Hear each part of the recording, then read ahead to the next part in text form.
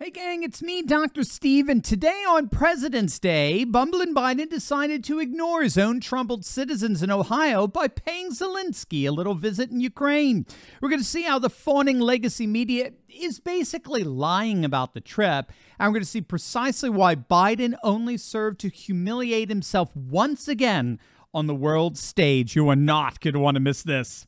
Bumbling Biden stumbled throughout Kiev today in a surprise visit to Ukraine as a show of support and solidarity with what the whole legacy media is calling the fully and totally democratic nation of Ukraine. News of the visit was kept tightly under wraps by the legacy media until Biden's arrival. Biden declared in an address that, quote, "Unchecked aggression is a threat to all of us. 1 year later, Kiev stands and Ukraine stands. Democracy stands. Americans stand with you and the world stands with you. Kiev has captured a part of my heart." Yeah, and obviously a bit of his bank account.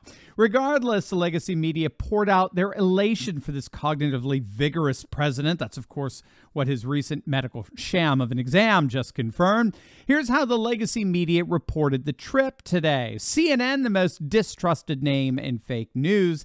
They had a couple of headlines. Biden's trip to Kiev delivers the starkest rebuke possible to Putin. Or this one, Biden's Ukraine visit upstages Putin and leaves Moscow's military pundits raging. But nothing beats the utter shameless propagandistic drivel of the Atlantic, which has just descended into literally a cesspool of Democratic talking points. Biden just destroyed Putin's last hope. The president's visit to Ukraine was a gut punch to the Russian leader. Yes, our supreme great leader, Commander-in-Chief Joseph R. Biden, has great vigor and youthfulness, sound mind and body. He is standing up to the Russian imperialists and demonstrating the superiority of American resolve. Oh my hell. I mean, seriously, these people are beyond propaganda. I mean, I think even Kim Jong-un would tell his state-run media if they were printing articles like this, yo, guys, I mean, come on, keep it real. You know, tone this down a bit. No one's going to believe this stuff. I mean, the dirty little secret in all of this, the not-so-secret, is that these headlines, everyone knows these headlines are foolhardy. They're utter jokes. They're not true. Biden didn't upstage anyone. Nobody on the planet takes him seriously. Democrats don't even take him seriously. They want somebody else in 2024. Republicans, I was going to say Republicans don't take him seriously, but obviously Lindsey Graham does. Or I'm sure Liz Cheney does. But outside of that, no Republican takes him seriously. And if you think President Xi or Vladimir Putin take Biden even remotely seriously, I've got some beachfront property in Arkansas to sell you. For heaven's sakes, I think Jack Posobiec said it more or less rightly when he said the White House basically had to ask the Kremlin permission for Biden to even go to Kiev in case Russian forces were planning on leveling Kiev today. No, the vast majority of the population sees a horrific contrast between the way this America Last president treats Ukraine and how he treats East Palestine, Ohio. As you know, on Friday, February 3rd, a train traveling from Madison, Illinois to Conway, Pennsylvania derailed in East Palestine, Ohio. Among the 50 train cars that derailed, multiple cars contained a particularly dangerous chemical, vinyl chloride, that was released into the atmosphere in the form of massive plumes of dark smoke that could be seen in eastern Ohio and western Pennsylvania. A number of other volatile industrial chemicals released at the derailment site as well. And the environmental impact was seen almost immediately. Residents began reporting hundreds of dead fish found belly up in Leslie Run Stream located in East Palestine, which is just an hour northwest of the city of Pittsburgh. The town and surrounding areas have been absolutely devastated, what may indeed be the worst environmental disaster in our nation's history. But Biden has yet to even come anywhere close to East Palestine. And of course, in contrast to the American Last Biden, President Trump is reported on his way to Ohio as we speak. And a number of leaders have noticed the discrepancy here. Matt Gaetz tweeted out, "When our border's in crisis, Joe Biden goes home to nap in Delaware. When Ohio burns with toxic chemicals, Biden's administration says everything is fine. So on President's Day, I'm not surprised that Biden is ditching America for Ukraine. He ditched America's interests since the start of his presidency." you know, they can keep him.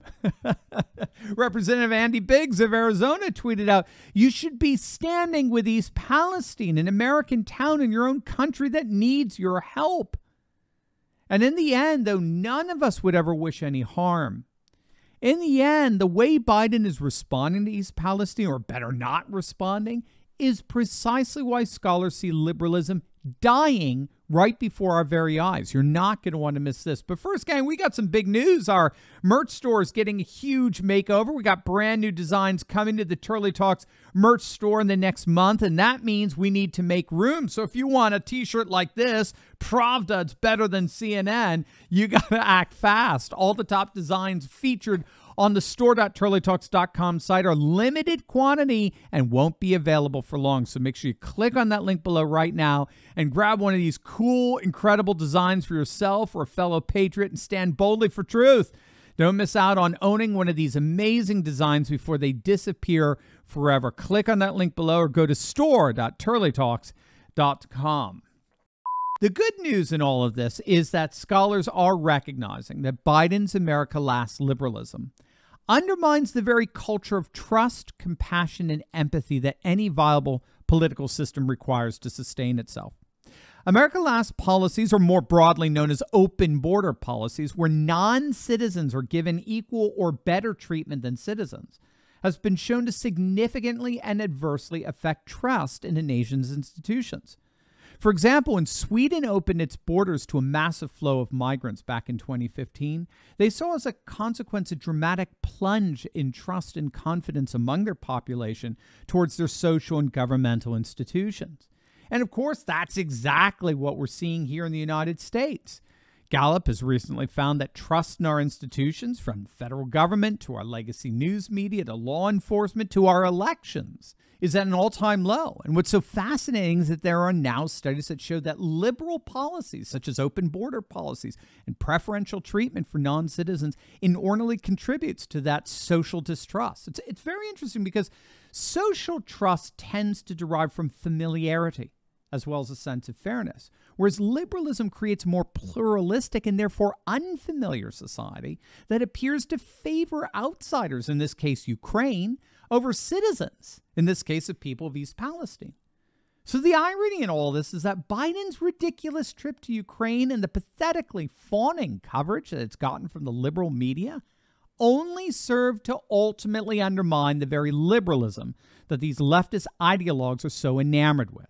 And that may be the most humiliating thing of all. As always, make sure to smack that bell and subscribe button. You'll definitely want to check out my latest video on India declaring war on George Soros. You are not going to want to miss this, so make sure to click on the link, and I'll see you over there. God bless.